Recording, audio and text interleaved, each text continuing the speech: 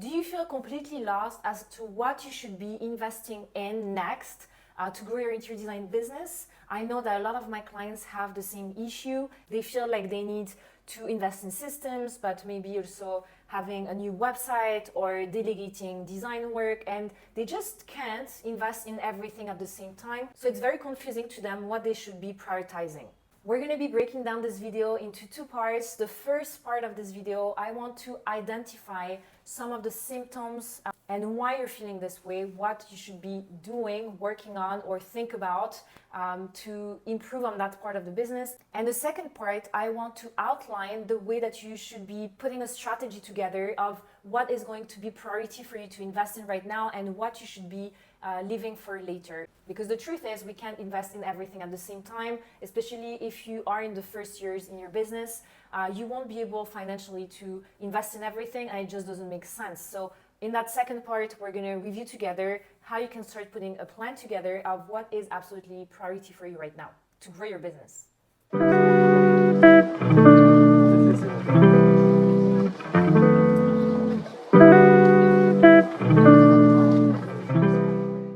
Okay, so the following things I'm going to discuss now are things that I hear often on discovery calls, and I took all of that and I'm going to tell you why you feel this way, what is missing, and what you might be wanting to look at to solve the issue. So for example, the first one that comes up quite a lot is I don't feel organized, I feel like I'm all over the place, I'm super stressed, and I feel like I'm missing a lot of things. And this is definitely a common problem because when we are designers, we only have to focus on the design. When we start a business, there's so much more to building a business, and a lot of it we're not skilled in. We don't have the experience to know what we should be doing. So this is a very common symptom of not feeling organized, feeling like you're all over the place. And what I can say is that most people who are feeling this way is because they don't have systems. A system is something that you're going to set up with a process in mind so that you become more efficient at doing something. Basically, that's what it means. So, for example, I have, in terms of systems for interior designers, even if you're working on your own and you're in the first few years in your business, you all should have a client management tool and a project management tool. The client management tool is very important because it's going to help you not only track the leads, the inquiries that come through your website so you understand better the profile of the people who are interested in your services, which will also allow you to follow up with them and ensure that they don't get lost. It will also help you better take care of your clients, so the client experience is going to improve. You're going to be able to have all the documents for each client in one place, so it's going to be easier for you, but also for your clients to find something, whether it's a questionnaire, an email, a presentation, everything is in one place. And you're going to be, depending on the client management tool that you're using, if you're using Dubsado, you know that I love it, you will be also able to automate some of the steps in your process, which means that you're going to save time and money. Dubsado is an amazing client management tool for creatives. It's highly customizable. I highly recommend it.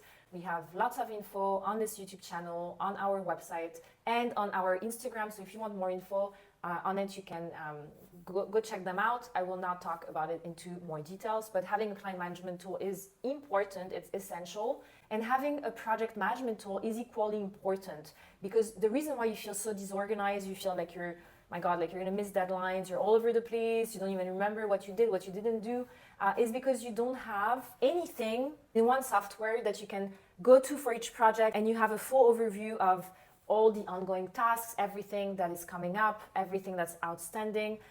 And so when you don't have a clear process, when you don't have a step-by-step for everything that you need to be doing, you're not even clear about what needs to be done, then it's going to be very difficult for you to be productive, efficient, and organized.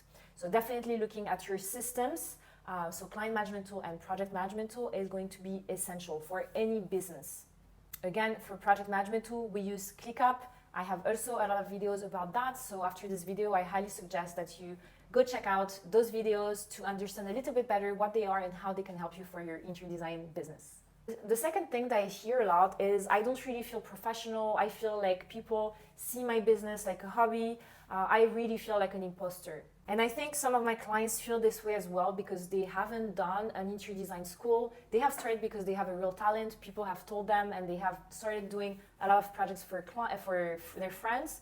And then they are kind of stuck, feeling like they're just helping their friends and they don't have a real business. So it's very common for people who start their own business on their own and maybe don't have the financial stability to invest a lot of money initially. But if you started your business and you did your own branding, your own website, it was my case as well. I wasn't sure what I was doing, so I started doing everything myself. It's the DIY method. I did my website, I did my branding, I did my logo.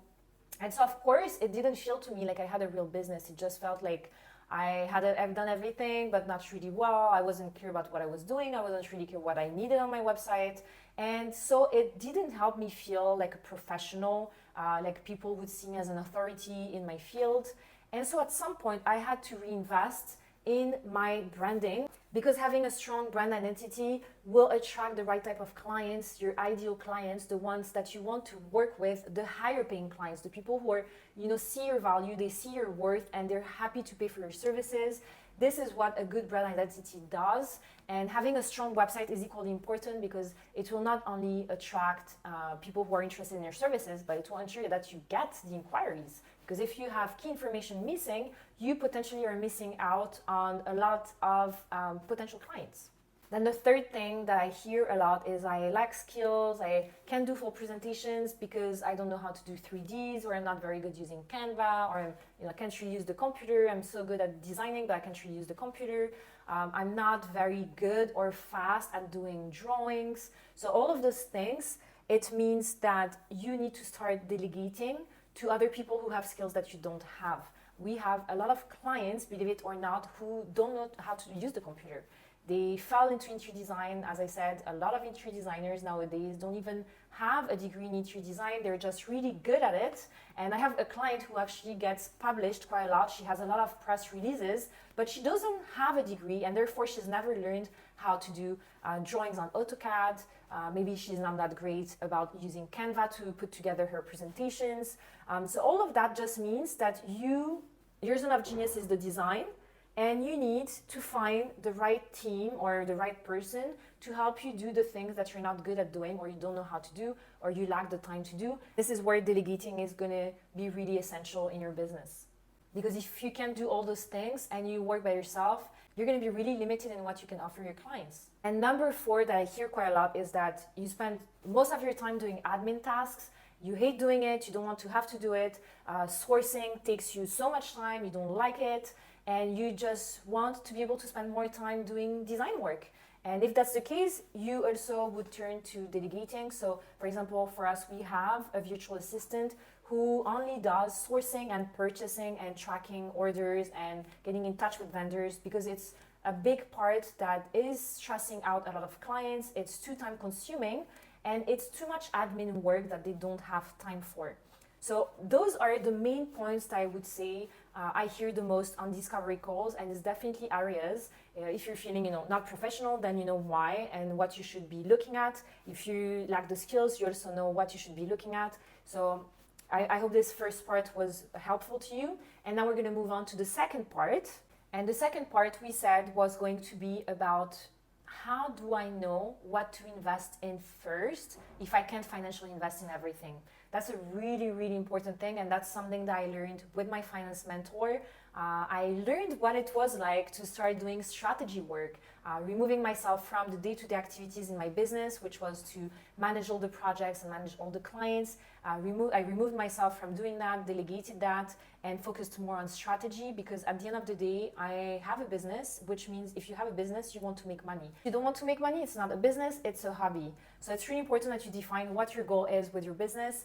And once I started doing strategy, the results came in very quickly because I was clear about what the next 6 months looked like, what I needed to focus on, and what I could also leave on the side for later. Because we tend to always want to do everything at the same time. I'm a big action person. I like to be doing lots of things. But at the end of the day, it's not productive to do a million things. It's better to focus on a few things and to reach your goals. And then once that's done, you can look at the rest and see what is becoming your new priority.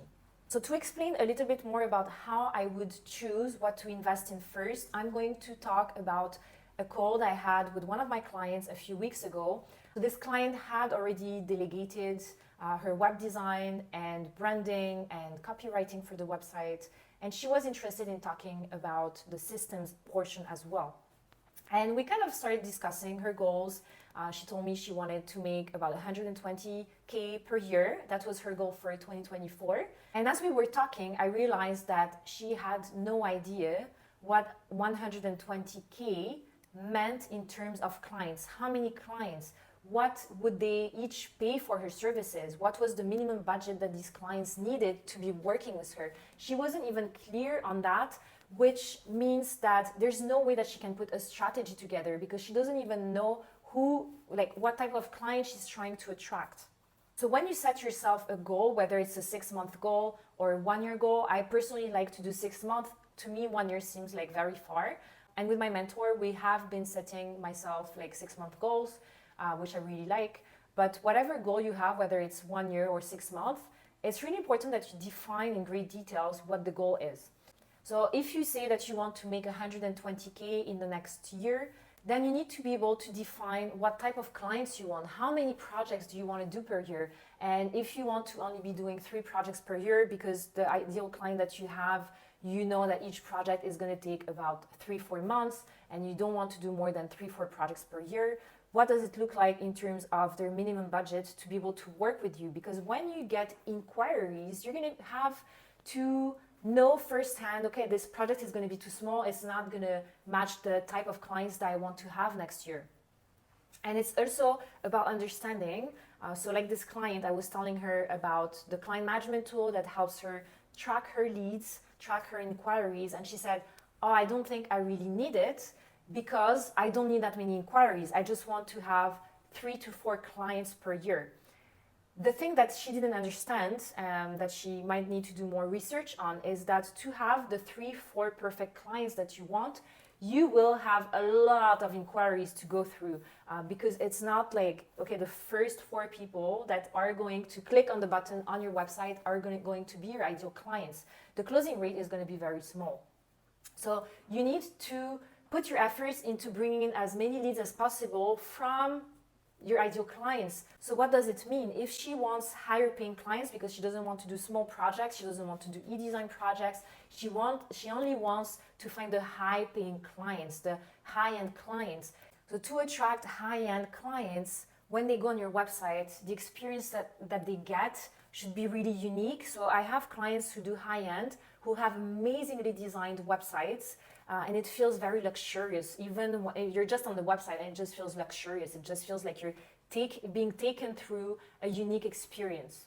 So I definitely recommend that based on your next financial goal, you spend some time understanding what it means in terms of number of projects, type of clients, minimum budget, how you're going to attract this type of clients. So as I said, high-end, I definitely think that feeling professional and feeling high-end is going to be a priority. So ensuring that your brand is spot on to attract this type of client, that your website is also spot on is really important. But also more than that, having systems where you make sure that the experience that they get is not DIY, it's very easy to work with you. They have everything that they need when they need it. You don't forget to send important documents. All of those things are really essential. So it's about also looking, okay, I can't invest in both my branding and the systems. That's completely fine. So you're going to have to understand where you're at in the business right now. So going back to this client, she had already done her branding. She was doing the website with us and the copywriting. But then because she lacked clarity on what her process was, who her ideal client was, what type of client, what type of budget, I actually recommended that she got clear on those things before she invested in doing her systems. So, because when you set up a client management tool, you do need to have clarity about your ideal client, where they hang out. So where they hang out, do they check out Pinterest more or Instagram or website like Google? Do you need a blog?